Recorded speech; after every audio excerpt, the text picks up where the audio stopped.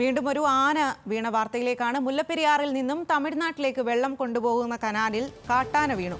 ഷട്ടറിൽ നിന്നും 100 മീറ്ററോളം അകലെയുള്ള ഗ്രില്ലിൽ ആന തങ്ങി നിന്നു. പിന്നീട് സ്വയം കരയ്ക്കു കയറി. വിവരങ്ങളുമായി ഇടുക്കിയിൽ നിന്നും ആൽവിൻ തോമസ് ആണ് ചേരുന്നത്. ആൽവിൻ, എന്തെല്ലാമാണ് വിവരങ്ങൾ?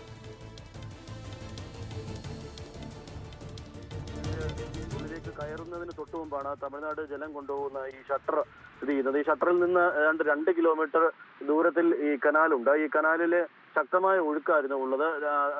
സെക്കൻഡിൽ 1200 ഘനയടി വെള്ളമാണ് തമിഴ്നാട്ടിലേക്ക് ഇപ്പോൾ മുല്ലപ്പെരിയാറിൽ നിന്ന് കൊണ്ടുപോകുന്നത്. ഈ വെള്ളം ഒഴുകി വരുന്ന കനാലിലാണ് ആന ഒഴുക്കിൽപ്പെട്ടത്.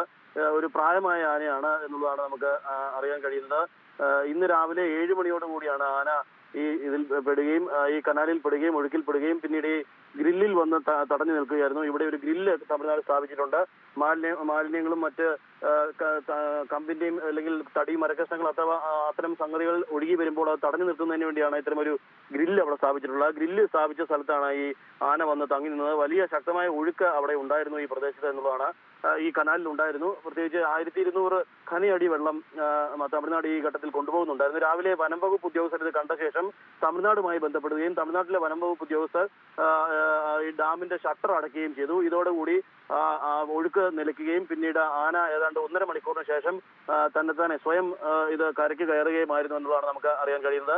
ഇതിനോട് ചേർന്ന് തന്നെയാണ് തേക്കടിയുടെ തടാകമുള്ളത്. തേക്കടി തടാകത്തിൽ നിന്ന് ഒഴുക്കിൽപ്പെട്ട് വന്നതാകാം എന്നുള്ളതാണ് വനം വകുപ്പ് ഉദ്യോഗസ്ഥർ കരുതുന്നത്. ഏതായാലും ആന ഇപ്പോൾ കരയ്ക്ക് കയറിയിട്ടുണ്ട്. സ്വാതി.